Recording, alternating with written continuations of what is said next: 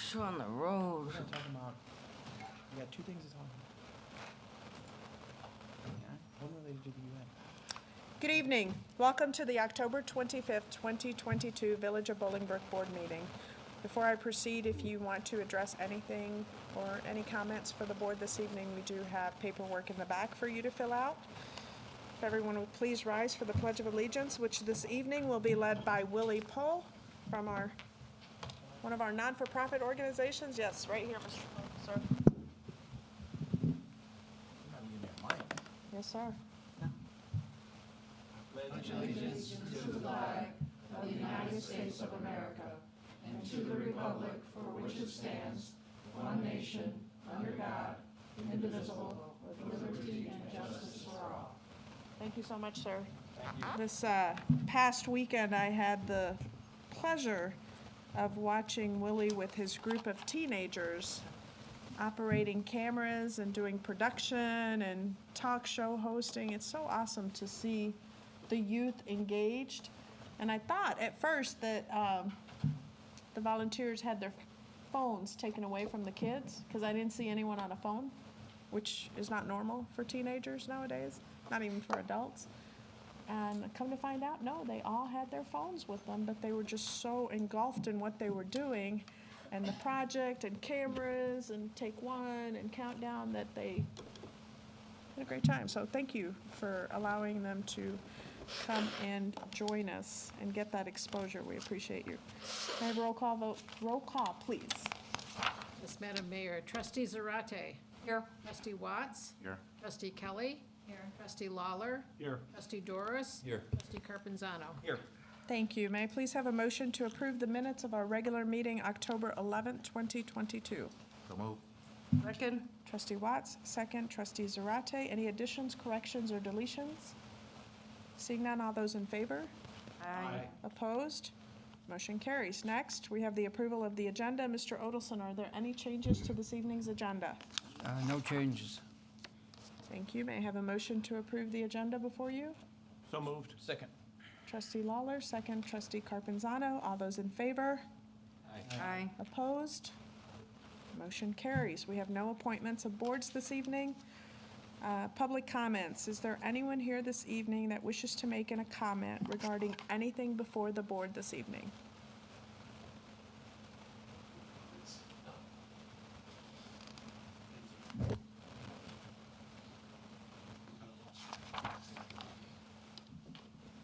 Can you lift this up? Yeah, There you go, sir. thank you. Good evening, Mayor, trustees, invited guests, and those at home. My name is Norman Brown, 34-plus year resident here in Bolingbrook. And I'm here to speak on the issue of the cannabis as I have before. And as you all know, Bolingbrook has an R3, which is defined by the state as an area having a high rate of gun injuries, child poverty, unemployment, and incarceration, which stems from the war on drugs. Cannabis is, or was in part, legalized to use sales tax dollars generated to address these issues and provide equity and inclusion opportunities in the cannabis industry for those harmed. Now, fast forward. Bolingbrook is about to get a cannabis dispensary and to put a 3% sales tax on all cannabis sold. The question then is what to do with the money generated from the sale. I propose using it to address the issues identified in the R3. If you don't like that, then I suggest using the money to support local at-risk youth programs, such as Focus, the STEM program, and there's a host of others that the money can be used. After all, we can have a nickel sales tax on every gallon of gas sold in the village to remove and replace trees damaged by infestation, right? We sure in heck then can use this money generated from selling cannabis to help families And I guess the only thing I would then say for the applicant is that you hire locally, because we have a diverse workforce, and this is a diverse town. Pay workers, not minimum wage, but a livable wage. And least, but, you know, not least, but not, whatever, you know what I'm trying to say. Enhance the local economy and quality of life. That's all I ask. And as I explained to the gentleman, I read on their website, well, they have, and I guess they will continue, if located here, financially support local at-risk youth groups.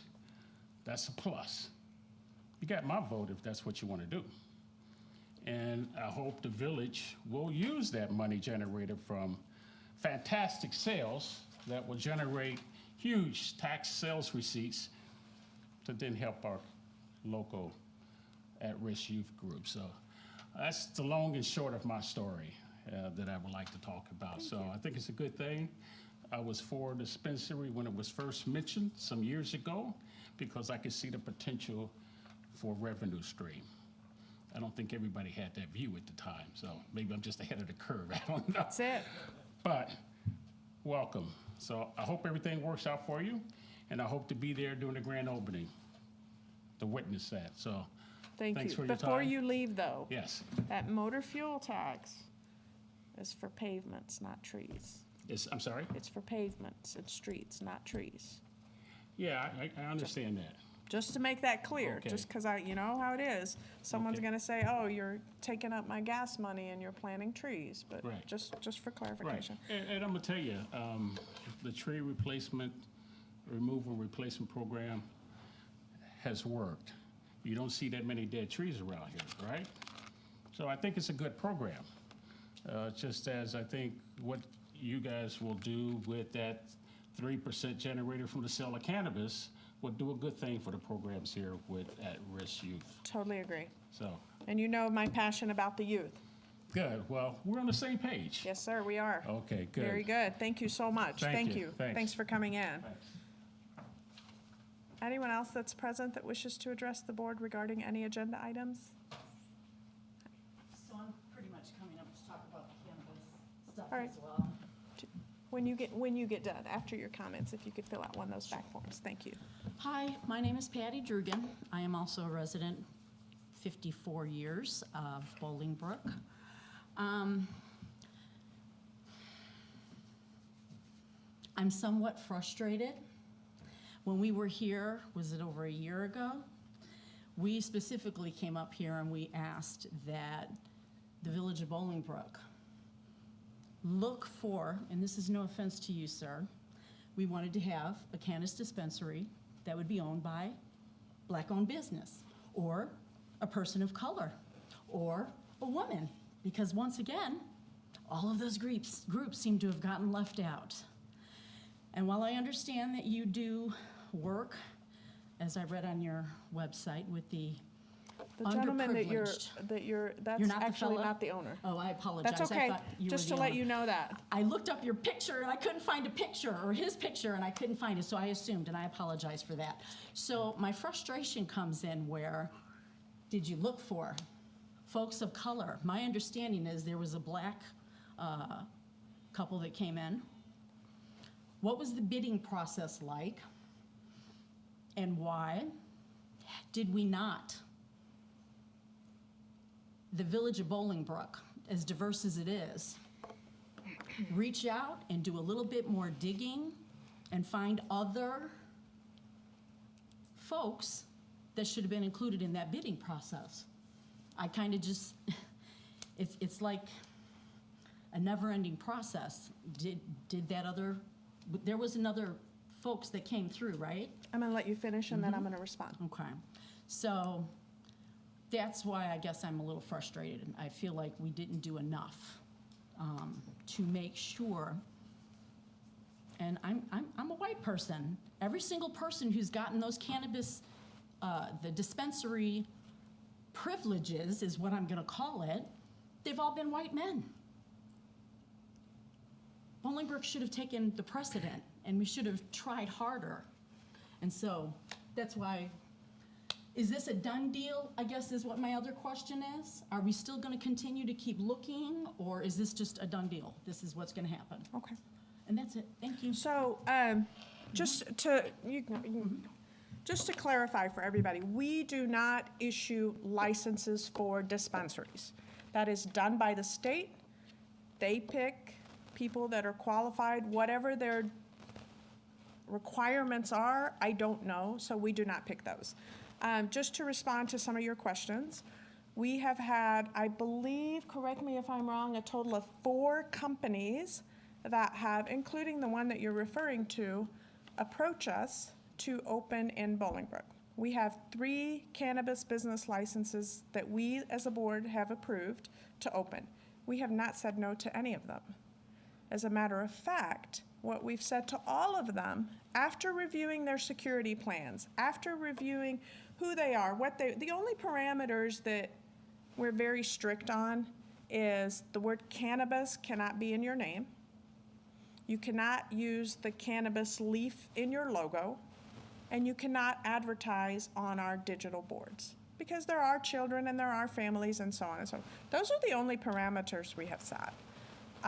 All 4 of the companies that have come and met with us have been vetted and have all been told to please go find a site. This is the only company that has done due diligence. They not just found one site, they actually found 2 sites. The first site didn't work out through the owners, and so therefore they then transitioned. So just so you know, we have not said no. It's still in the process. There's still 2 licenses available. Our key thing is a quality establishment with an amazing security plan. Security is up here. And you know, you will have the opportunity to meet the owner who's actually sitting here, and you will see that it is not, you know, a Caucasian business owner. I don't know how else to phrase it. I understand, but so, and again, I'm happy to, if we need to, bring them up and have a conversation, but please know that we heard you when you came and spoke. We definitely took that into consideration. We want to do what's best for Bolingbrook. And, you know, before this also comes up, maybe going off, are these businesses going to lower your taxes? No. The short answer is no. Because everything right now is going up. You have inflation, you have cost of living, everybody wants more money. So the best that I can offer you, and I think we've had a conversation about this before, anybody whose election time is happening that says to you, I'm gonna lower your taxes, vote for someone else. It's not gonna happen. I'm just here to tell you, I'm honest. You guys all know that. It's not going to happen. So if this is a magic wand called cannabis and everybody's expectation is to get that bill and oh, it's gonna drop, it's not gonna happen. We do want to provide options for the community. Our youth are struggling. Mental health is an issue. They're 2 years behind in school because of the pandemic. Yes, we'd love to address all of those things. Is it going to be done with the dollar amount that they're anticipating the 3% is going to be? I don't think so, but maybe if we get the other ones. But we're definitely here to work with the community, see where we need to do this, and do the right thing. So that's a little bit off and a little tangent, but I felt that that needed to be said. Is there anyone else here? You're very welcome. Anyone else here? Okay. Mr. Gatlin, sir? I have 2 questions. I have a question for the board and the question for the potential new owners. First of all, you have big shoes to fill because you're replacing golden chopsticks, okay? Yeah. So keep that in mind. We're going to miss golden chopsticks, right? But my first question to the company is, do you have a policy of hiring non-violent drug offenders who may have gotten caught up in the drug war that we have that can kind of restore themselves back into society to have a meaningful way of working? My question to the board would be the projected revenue that is probably going to come in because of the additional business. Is there plans for, what are the plans for the projected revenue tax-wise? Would it be going to youth programs? What is the plan for protected revenue or projected revenue from the cannabis sales tax that will be coming in? I think, and that's exactly what I was referring to before. We don't know. We have a guesstimated estimate, but we don't know. Once that revenue comes in, again, very happy to, even without this revenue, by the way, support youth programs and do things for our youth and do more for that. If you know me at all, you'll know my passion for the youth and trying to help them. And this is a tough world for our youth, so I'm all about the youth and helping the youth. Do we have a specific plan?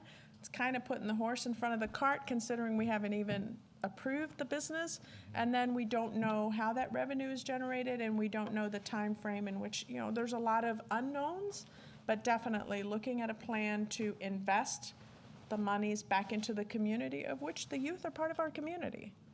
So, and that's something that will be discussed. Again, open meetings. We're going to work together. We're here about the community, guys. This is not just us here, sitting up here, making decisions for everyone. That's why these meetings are open, and that's why these trustees are out there, is to get this feedback and hear back from people. I mean, this is not, we're done, that's it. We're in charge. Absolutely not. It's a community effort, and we're here to work with the community. I hope that answers your question, but I'm sure the trustees may want to address it later as well. Any other questions from anyone who's here regarding items on the agenda? Did we have anything turned in regarding agenda items? No, we don't. And could we please have the name of the resident that Reese just spoke? Otis Gatlin Otis Gatlin, thank you. and Patty Drugan. And if you guys could please fill one of these out, I'd appreciate it.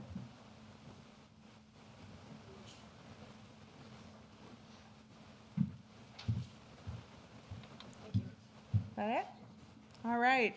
Next up are our bill approvals. Bill listing A, $1,333,221.43. Bill listing B, $1,190,252.85, for a total of $2,523,474.28. Are there any questions from the trustees? May I have a motion to approve the bill listing? So moved. Second. Trustee Carpenzano, second trustee Doris. Roll call vote, please. Yes, Mayor. Trustee Zarate? Yes. Trustee Watts? Yes. Trustee Lawler? Yes. Trustee Kelly? Yes. Trustee Doris? Yes. Trustee Carpenzano? Yes. Motion carries. Thank you. We also have the following tax receipts. August of 2022 state income tax, $1,192,422.43, which is a 13.9% increase from a year ago. July 2022 sales tax, $3,407,936.92, a 1.4% increase from a year ago. July 2022 motor fuel tax, $240,365.99, a 9.2% decrease from a year ago. July 2022 state administrative fee, $27,974.25. Next, we have our motions. Fun stuff here. Motion to accept the annual treasurer's report of receipts and disbursements for fiscal year 2021 and 2022. This motion accepts the annual treasurer's report for fiscal 21-22, which began on May 1st, 2021 and ended on April 30th, 2022. Total receipts from all sources, including interfund transfer, were $168,634,279. Total expenses from all sources, including transfer and capital expenditures, was $145,785,386. Revenue exceeded expenses by $22,848,893. 2 million. Sorry, 22 million, sorry. Sounded better, 1,000, right? State statute requires the annual report to be published and posted upon acceptance. Once accepted, the report will be posted on the village website and in the local paper. Sorry. Are there any questions from the trustees? May I have a motion to approve, please? So moved. Trustee Second. Watts, second trustee Zarate, roll call vote, please. Yes, Mayor. Trustee Lawler? Yes. Trustee Zarate? Yes. Trustee Carpenzano? Yes. Trustee Watts? Yes. Trustee Doris? Yes. Trustee Kelly? Motion carries, thank you. Next, motion to approve final balancing change order for Dunler, Inc. for our 2022-23 MFT HMA crack filling. The original contract total was $238,800. This is the final balancing change order for the crack filling allowed for completion of all selected streets for 2022-2023 MFT project.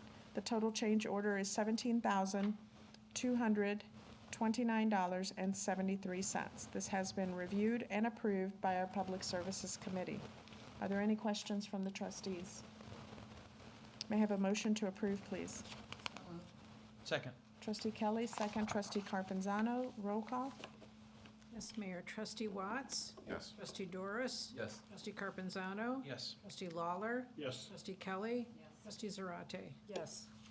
Thank you. Next up are our resolutions. Resolution 22R-071, approving purchase from Rush Truck Center of a remanufactured motor, International Unit Number 54.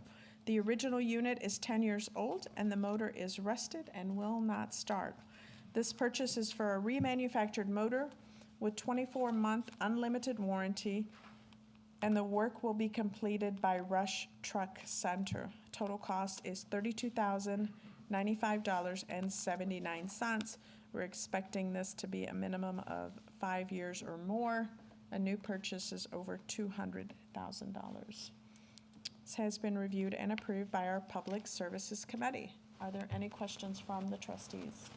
I have a motion to approve, please. So, Second.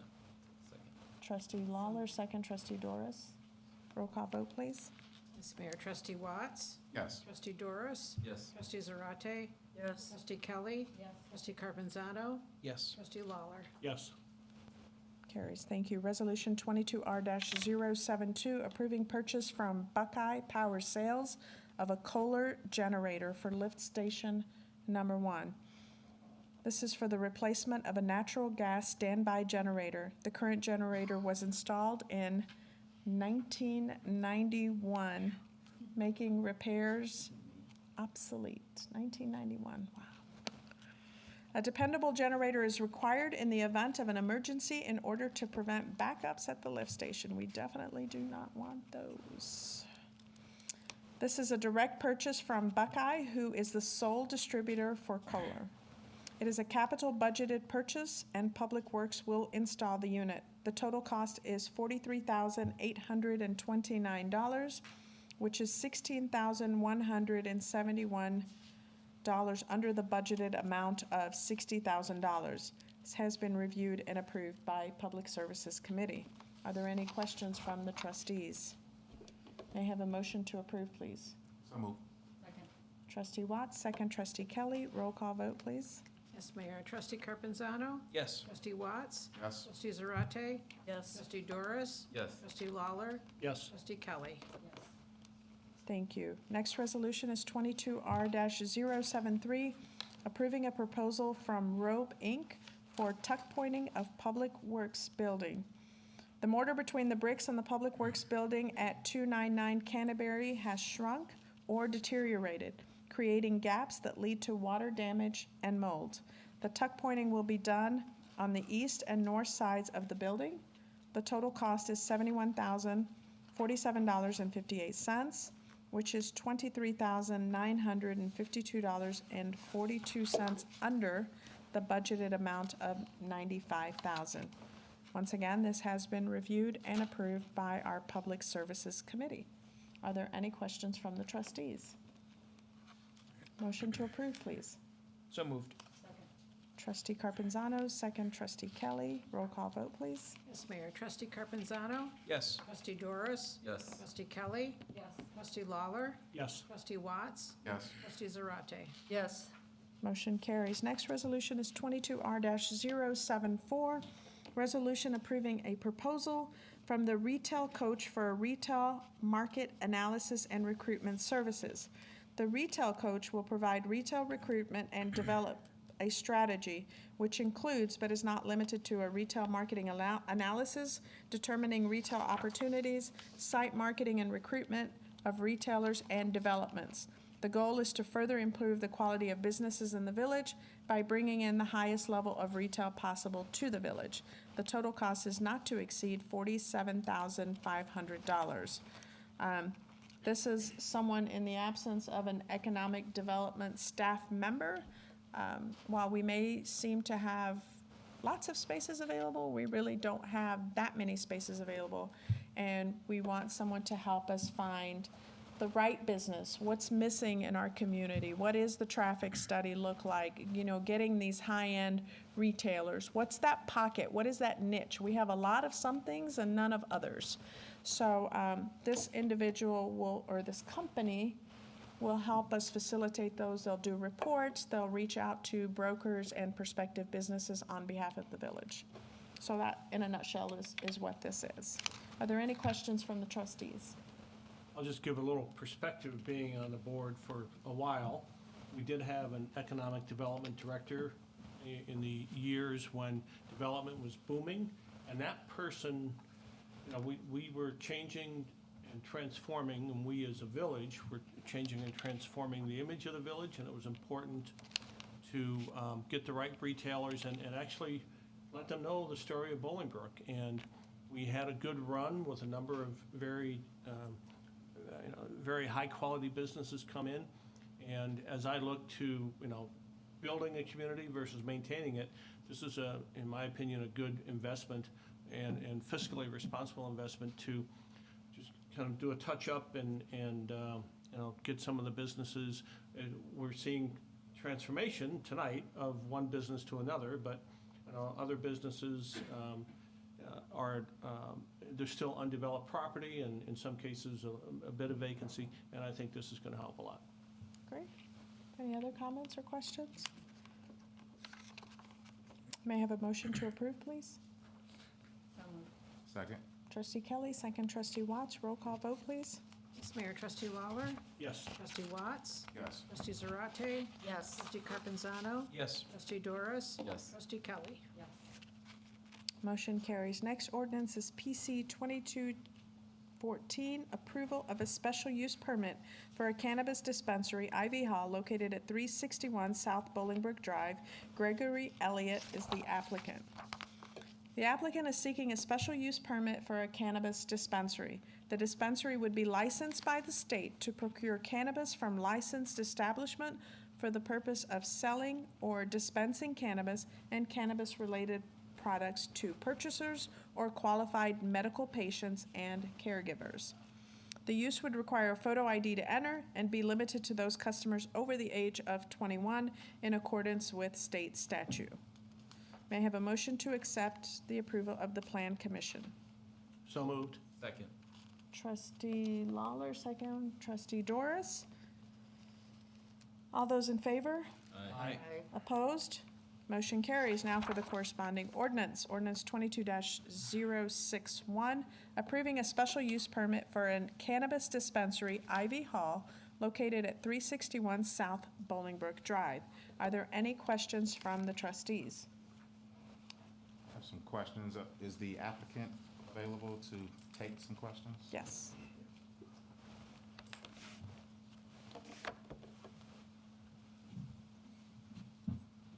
Thank you for being here, sir. Thank you. So as you can hear from the residents that have spoken out, I think in exploring this, having a business owner, a vendor that is a corporate good neighbor is important. So I think it'd be good to sort of get your thoughts and perspective, and actually I have a few questions.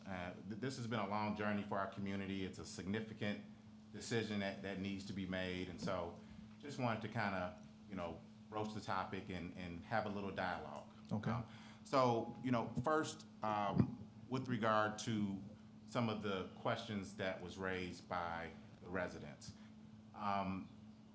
what has been your experience in other locations as it relates to community outreach, community engagement, and what would be some of those plans that you would have within the Bolingbrook community?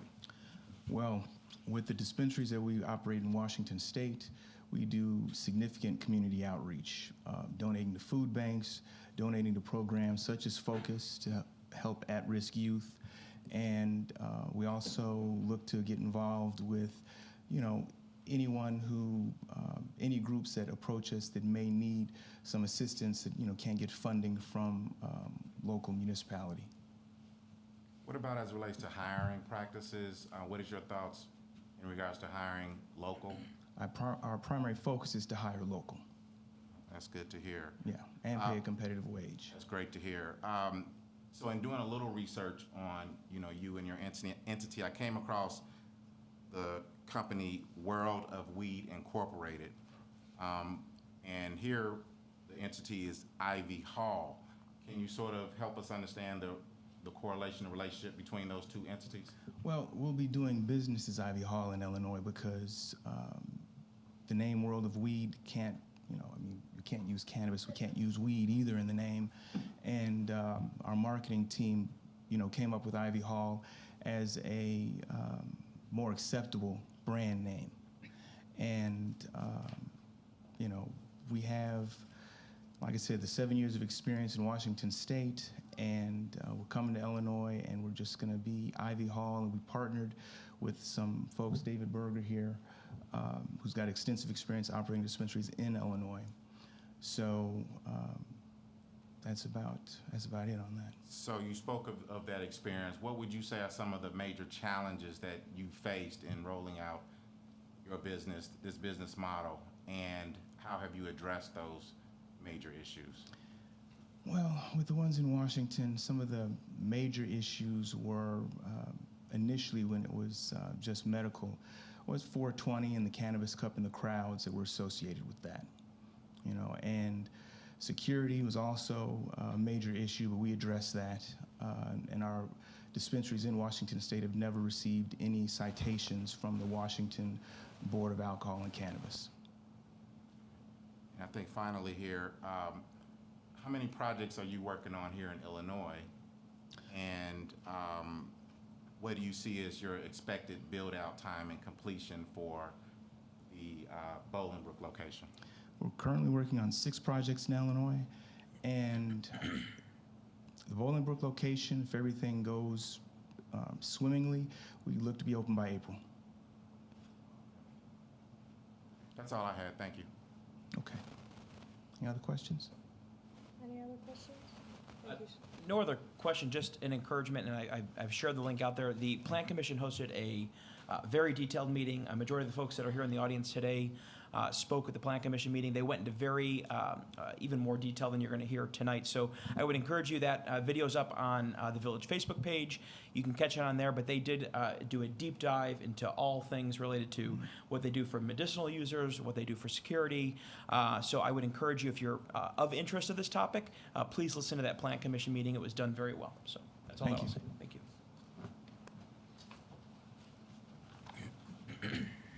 Mr. Odelson? Mayor,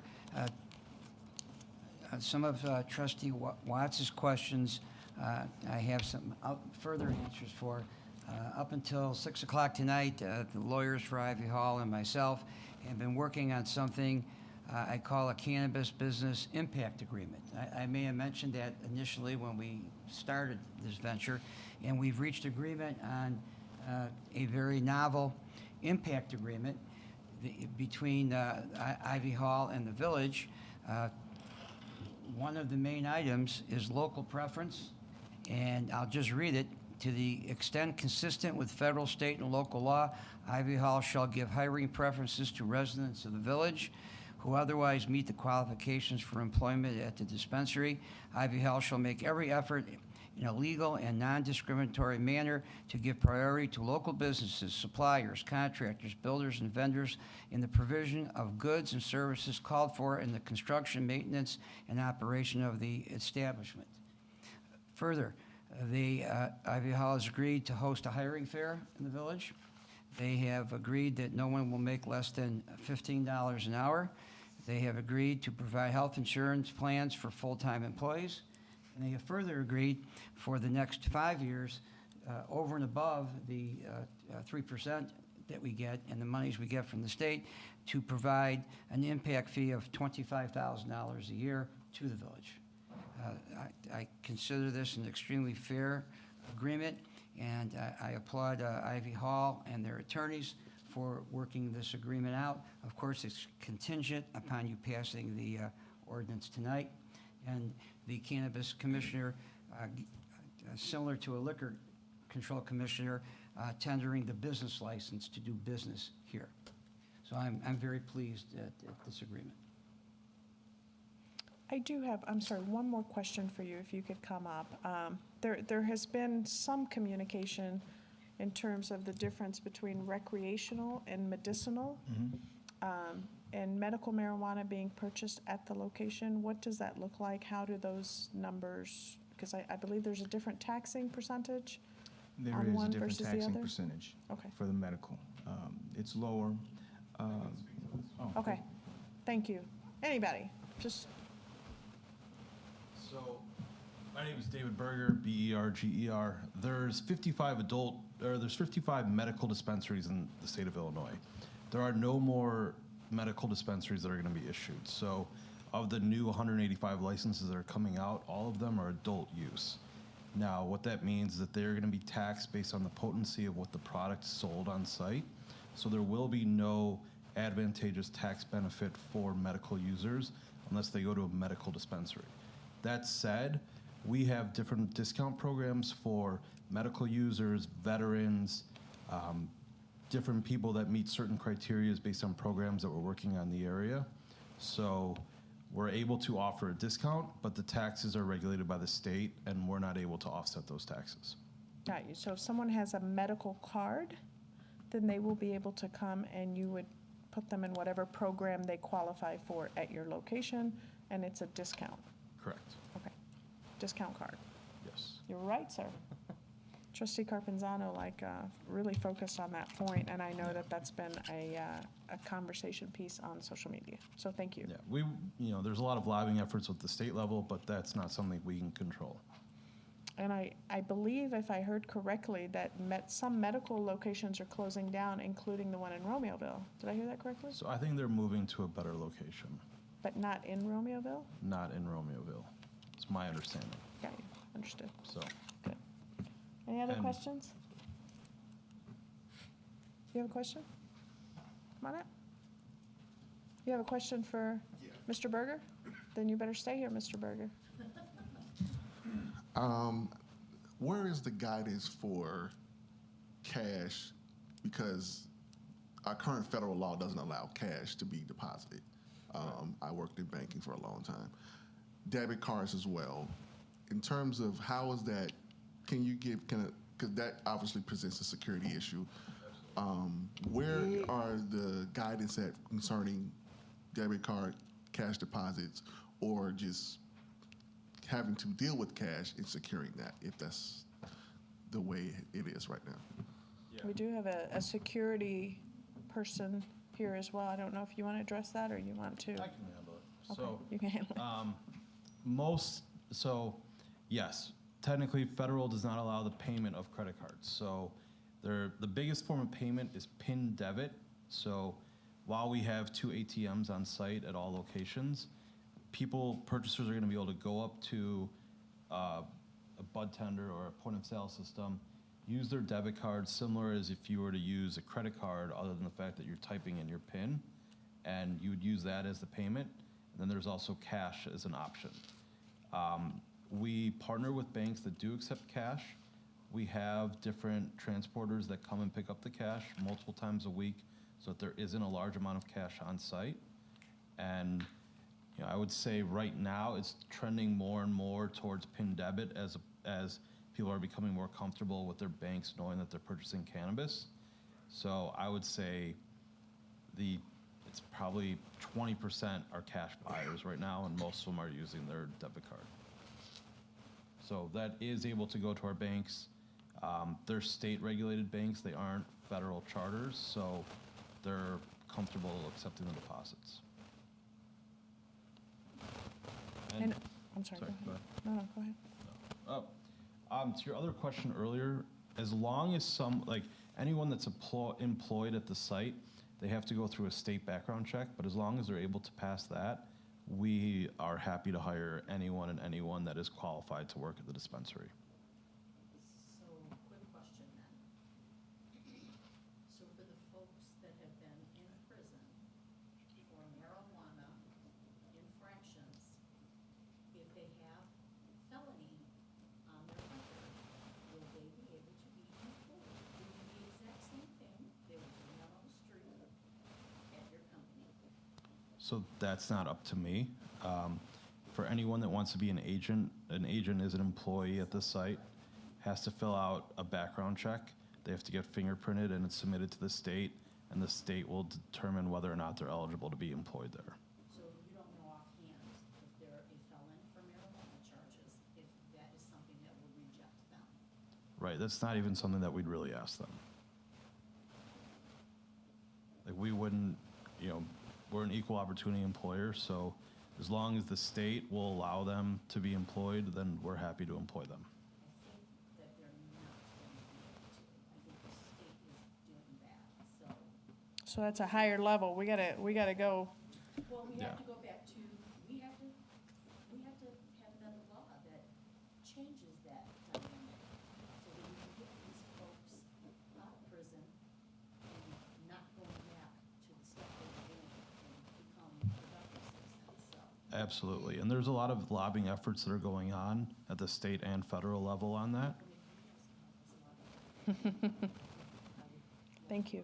Thank you. I appreciate that. You said you had a question? No, I'm good. Thank you. Thank you, I appreciate your information. We have all approved on this? We need a I motion. lost track. Yeah, we need a motion to approve. Okay, motion to approve. So moved. Carpenzano, second trustee Kelly. Roll call vote, please. Yes, Mayor. Trustee Carpenzano? Yes. Trustee Doris? Yes. Trustee Kelly? Yes. Trustee Lawler? Yes. Trustee Watts? Yes. Trustee Garate? Yes. Motion carries. Thank you very much, and congratulations to Ivy Hall and Bolingbrook. All right, next item, PC 22.15, approval of a special use permit for a planned development, Illinois Safety, located at 595-D2 North Pinecrest Road. Joe Witz is the applicant. Applicant is seeking a special use permit for a commercial school commonly known as Illinois Safety, which is established in 2016. Per the applicant, the school will provide certified training in first aid, CPR, AED, and more advanced courses. The instructors are full-time union firefighter, paramedics from the Chicagoland area that will be teaching on their days off. How noble is that? The plan to host 3 to 4 classes per week with 7 to 8 students per class. May I please have a motion to accept the approval of the Plan Commission? So move. Second. Trustee Watts, second trustee Carpenzano. All those in favor? Aye. Opposed? Motion carries. Now for the corresponding ordinance. Ordinance 22-062, approving a special use permit for a planned development, Illinois Safety, located at 595-D2 North Pinecrest Road. Are there any questions from the trustees? May I have a motion to approve, please? So moved. Second. Trustee Lawler, second trustee Doris. Roll call vote, please. Yes, Mayor. Trustee Lawler? Yes. Trustee Watts? Yes. Trustee Zarate? Yes. Trustee Kelly? Yes. Trustee Doris? Yes. Trustee Carpenzano? Yes. Thank you. Motion carries. Next is Plan Commission 22.16, approval of a text amendment to the zoning ordinance. Article 1 and 2 for the purpose of regulating motor freight terminals in industrial districts in the village of Bolingbrook. Public Services and Development Department is the applicant. So over the span of the next few months' meetings, you will see that as we go through ordinances, and we'll be doing some cleanups and some text amendments and updates and just kind of making everything flow, and this is one of those. This is a zoning text amendment to change the provisions of the Bolingbrook zoning ordinance and was recommended for approval by the Plan Commission. This ordinance creates a definition for truck parking facility and amends the definition of motor freight terminal.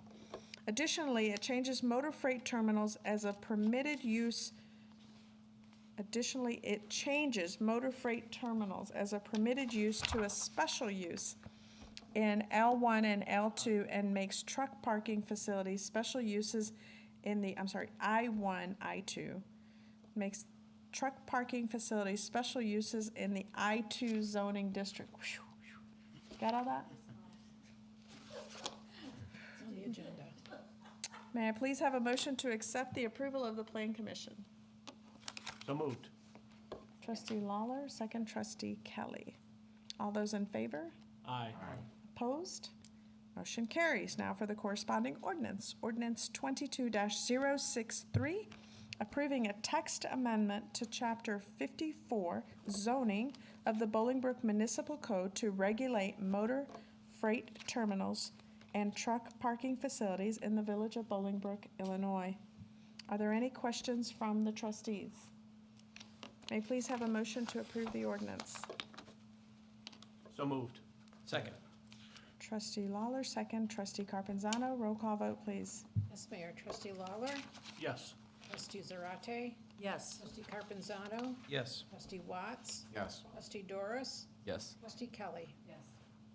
Next is Plan Commission 22.17, approval of a special use permit for a commercial recreational facility, Obstacle City. 590 Territorial Drive, Suite H. Ethan Swanson is the applicant. The applicant is seeking a special use permit to allow for an indoor ninja warrior training facility. Right up your alley, Trustee Carpenzano. The main focus will be on ninja training classes for ages 6 to 15. There goes that. Still in the age groups. Along with open gym and birthday parties. Might make an exception. The hours of operation would be Monday through Friday, 4 to 9, Saturday and Sunday, 9 to 7 p.m. May I please have a motion to accept and approval of the Plan Commission report? Second. All those in favor? Aye. Opposed? Motion carries. Now for the ordinance 22-064, approving a special use permit for a commercial recreational facility, Obstacle City, located at 590 Territorial Drive, Suite H. Are there any questions from the trustees? May I have a motion to approve, please? So moved. Second. Trustee Lawler, second. Trustee Doris, roll call vote, please. Yes, Mayor. Trustee Carpenzano, Yes. trustee Doris, Yes. trustee Kelly, trustee Lawler, Yes. trustee Watts, Yes. trustee Zarate. Yes. Congratulations, Obstacle City. It's going to be exciting. Next ordinance, 22-065, approving a final plat of subdivision, Sawgrass Subdivision Phase 2, Pulte Home Company LLC. The overall subdivision was to include 216 single-family lots. The final plat, Phase 1, created 21 lots, and 6 outlots. This Phase 2 plat would create an additional 95 single-family lots. This is just growing very quickly. You guys seen those homes? It's like wildflowers. Are there any questions from the trustees? May I have a motion to approve? So moved. Second? Trustee Watts, second. Trustee Zarate, roll call vote, please. Yes, Mayor. Trustee Kelly, Yes. trustee Watts, Yes. trustee Carpenzano, Yes. trustee Zarate, Yes. trustee Doris, Yes. trustee Lawler. Yes. Great, motion carries. Is there anyone here in the public that wishes to address the board about anything not on this evening's agenda? Just stayed up here. You getting your steps in?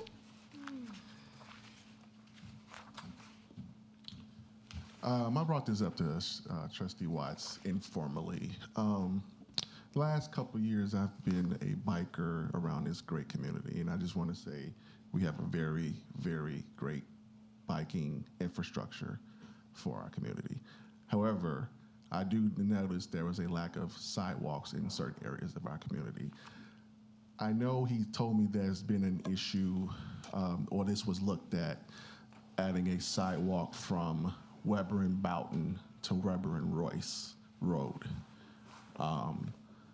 I would like to see if there could be maybe a traffic study or something to see if that is needed now, because there's a lot more traffic now, there are more people outside since the pandemic, and it would add a lot more, I would say, just convenience to the fact. Also, the stoplight at on 53 in front of Popeyes, there is no sign to walk south. There is a sign to walk across the street going east. So when you hit the button at the stoplight to go across from Popeyes, there's no signal to walk. There's only a signal to walk across the street. I do have pictures for this in my phone, but I can email you just to kind of give you a picture. But just to have that addressed, because when you cross Walmart, there's a sign that you can cross. When you cross, but when you get to Popeye, when you cross Lilycatch, going past Walgreens, the sign works. But when you cross Popeyes, the sign doesn't work, or there's no sign. I'm sorry, but that was it. So cross the street at Weber Road, and I don't know if there's been any talk about this in the last few years, but just having a sidewalk from Royce to Bowden and Weber, and the traffic light Great. at Popeyes on 53. Okay, thank you. The walk sign, I know that we have, well, there we go. Cananda is going to take care of that. However, the sidewalk, Lucas, I know we've looked into this, and I know we've talked about it, and I know that there's some hiccups, but they're not on our part, right? Yeah, I mean, you would need a pedestrian bridge, which would probably be somewhere, I think. Wait, he's not listening. This is about your sidewalk here, because we have looked into that. So you would need a pedestrian bridge, which the last I heard was around $3 million. But it's not all in the village of Bolingbrook. The village of Bolingbrook is only responsible of Weber Road to the creek, and the center of the creek is, the river, I'm sorry, the DuPage River, is the dividing line between Naperville and Bolingbrook. You're also talking about crossing the Will County Forest Preserve, and so it's not just simply something Bolingbrook could go out and do on its own. That has, and that's why we have looked at it. But expense aside, I think it's important for us to probably get all the different parties together and say, if there is a need for this, then how do we each work together to get that done? We'll work towards that. Any other comments from the public? No? All right. Do we have a report from our clerk? Yes. Thank you, Mayor. Just want to remind everybody that early voting has already started. It started yesterday, and you can vote early at Fountaindale Public Library. The times depend on the day of the week, so you need to go to the fountaindale.org to look at the times that are available, but you can go and vote and get that done. If you need to register to vote, then if you're in Will County, you can come to Village Hall, and we'll take care of you during normal business hours in the clerk's department. However, if you are from DuPage County, since we do have some DuPage County residents at Bolingbrook, you will need to go to DuPageco.org and register online, or you can go to DuPage County and do it in person. We have an election coming up in November, and we have another one in April. So if you're not registered to vote, we can take care of that. Thank you, Mayor. Thank you very much. I'm going to keep my comments for the end. Trustee Zarate. Okay. Okay, Monday, October 31st will be Halloween 2022 at Village of Bolingbrook, trick or treat. Hours are from 4 to 7. We ask that you make sure that they're accompanied by an adult and have some kind of flashlight. And if you want to give out candy, please leave your light on so the kids know that that house is giving out candy, and have them have some costumes where, you know, they're able to see, because there is traffic sometimes, people coming home from work late or whatever, but please be safe out there, and everybody have a happy Halloween. Thank you.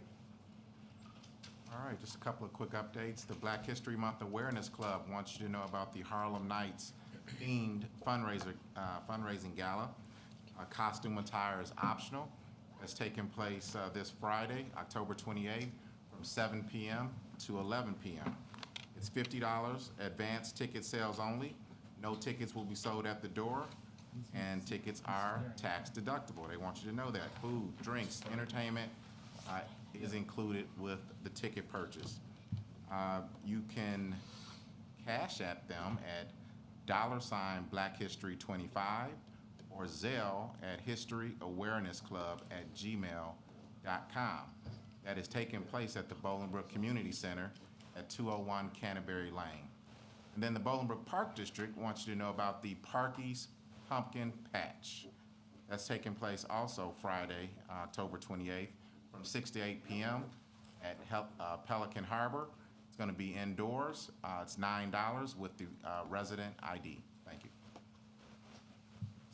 Saturday, October 29th, the Bolingbrook Cloud International Airport will be hosting the Haunted Hangar. This is an annual event located at 130 South Weber Road. Will be taking place at 10 a.m. to 4 p.m. Entry is $2 per person, cash only. So please bring your family. Very inexpensive event. You can walk through multiple scary and not so scary hangars. You can play a lot of games and encounter many spooks. Right, Marty? Yes. Perfect. There'll be a She scary got me- section and a not so scary She section. got me really good one year, so get that on the books. Again, perfect event for all ages. Kids can receive tricks and treats, wear some costumes if you would like, and have fun and dress warm. Highly advise that. Also, just want to say congratulations to Ivy Hall. I think through all of the conversation, this still is history in Bolingbrook. It's very something to be it's something to be very proud of, and I think that through all the bittersweet feelings, I do think this is a great opportunity for the village residents for grand collaboration. I feel like there's a blank slate to, with your discretion obviously, but there's a blank slate to include the community in a lot of initiatives that are proposed, and I think that there is great benefit to doing so. So congratulations. Excellent. I have one, I would call it preemptive announcement, but I'm going to bring it up and hope that no one gets too angry. The Christmas tree lighting, Saturday, November 12th at the Promenade Bolingbrook. This will be their tree lighting ceremony. I'm quite confident that the mayor will have an additional tree lighting here at Village Hall. But just to save the date for the future, Saturday, November 12th at the Promenade will be their tree lighting. Arrive anywhere between 3 and 6:30. The exact details will be released in the next few weeks. In the meantime, though, the Christmas tree that's up is actually a Halloween tree. We did the Halloween tree lighting this past weekend. I would encourage you to hop on by the Promenade any of these nights. Their Halloween light and music show plays nightly from 5 until 9. And there's, I think, 6 different Halloween music song choices that you can see the tree dance and twinkle to. So the tree's already up. It's a Halloween tree right now, and it is lit with Halloween music, and that will obviously be flipping over on November 12th. That's all. Thank you. Welcome to Bolingbrook, Ivy Hall. I'm glad to see you come in. I'm definitely going to miss golden chopsticks. But I'm glad you chose Bolingbrook for your location. On November 11th at 11 o'clock is the Veterans Day Memorial Ceremony at Town Center. So it's always a nice ceremony. Come on out on 11 at 11. congratulations, and thank you to all the folks involved with Ivy Hall for working through maybe one or two meetings, maybe an hour or two of commitment to make it happen. I'm being facetious, and very facetious there. As Trustee Doris mentioned, this is a historic activity for the village of Bolingbrook, and it is important that this starts off on a very good foot, and we're confident, based upon feedback from staff and conversations, that you're going to bring quality operation and make sure that we get this launched correctly in Bolingbrook. So thank you for the partnership, and looking forward to the future. A couple of announcements regarding it and a couple of thank yous, but I recently had the chance to talk with folks from Operation Christmas Bolingbrook. Lee Bush Jr. heads it up, but I happened to see one of the people who started it 49 years ago, Don Bettig, this past weekend. I'll talk about that in a minute. But this is an organization that started out looking for families who were in need for various circumstances, and they wanted to make sure they had a good Christmas.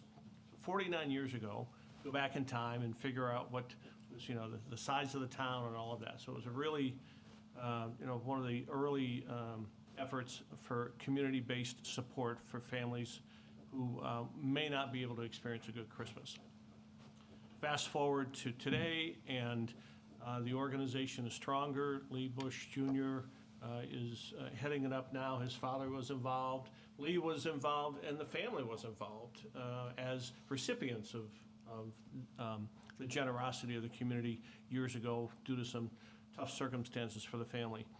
So the people that I spoke to have all been recipients, and they're giving back. They're looking to give back. They do this through a registration process. They work with the school districts to identify families who could be in need. The key message here is, don't be so proud that you don't reach out and find a way to get them help. They've helped out hundreds of families each year with food and Christmas gifts, adopt a family, and they do that through various fundraising efforts and the generosity of local organizations and businesses. No one working with the Operation Christmas organization, anybody giving out any of the gifts, knows who the family is. It's a very, it's well-kept, anonymous activity. Registration can be done. You can look at their Operation Christmas Bolingbrook Facebook page, but also operationchristmasbb@gmail.com. You can send an email and get registered for the activities. And gifts are, they prep and they use the Performing Arts Center behind Village Hall to distribute to the families back there, and make it a very safe and easy way to operate. How do they do it?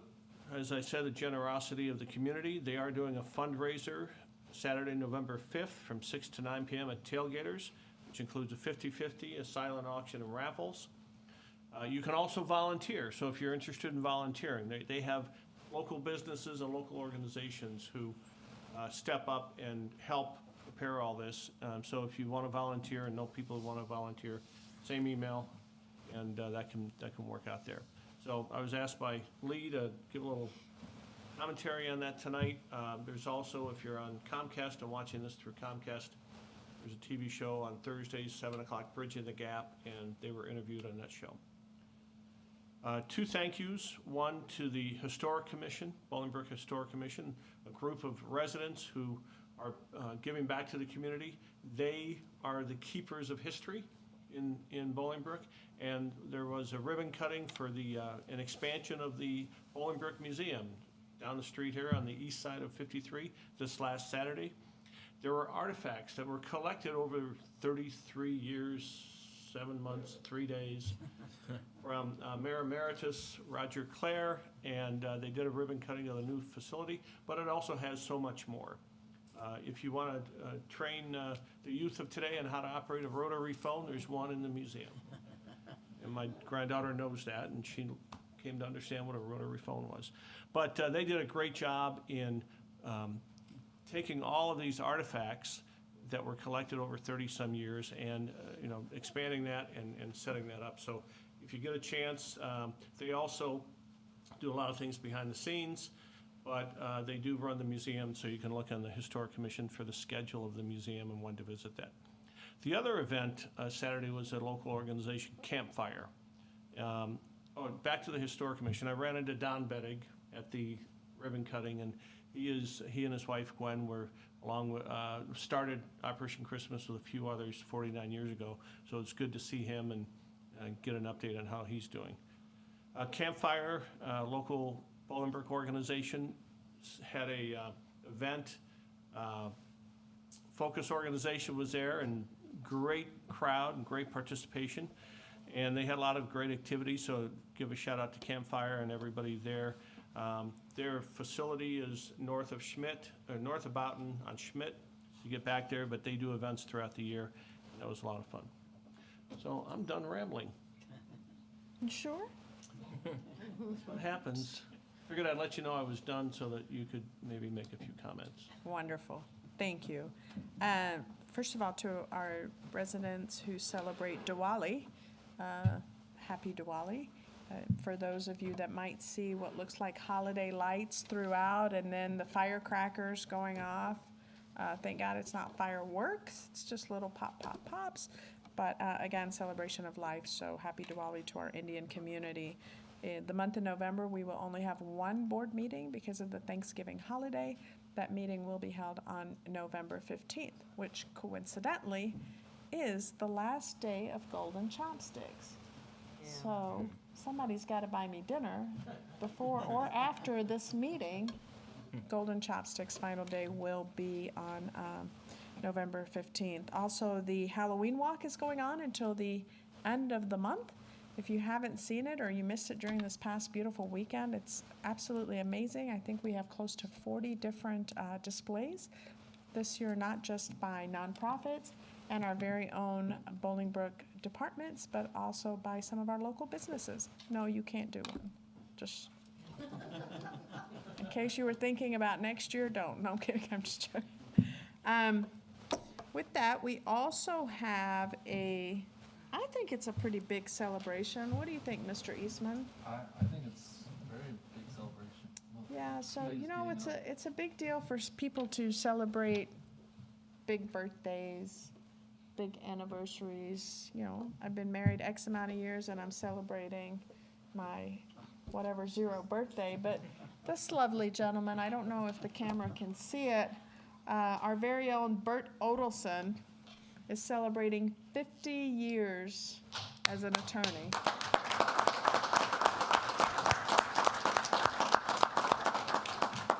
So, wow. I started when I was 5. I was going to say, how old does that make you? Law school, high school? Congratulations to you. Do an amazing job, not just for us, but for the many municipalities that you serve. I know we're your favorite because I don't know of many that have put you up on the smart board. But again, congratulations to you and your partners. And we look forward to... Not quite another 50. No, I was thinking 75, but that's too long too. So let's just... 1 year at a time. Yes, we will take it 1 year at a time. We have no executive session this evening. With that, the business before the board has concluded, and I will entertain a motion to adjourn. So moved. Second. Trustee Watts, second. Trustee Doris, all those in favor? Aye. Opposed? We stand adjourned. Thank you so much and have a great evening.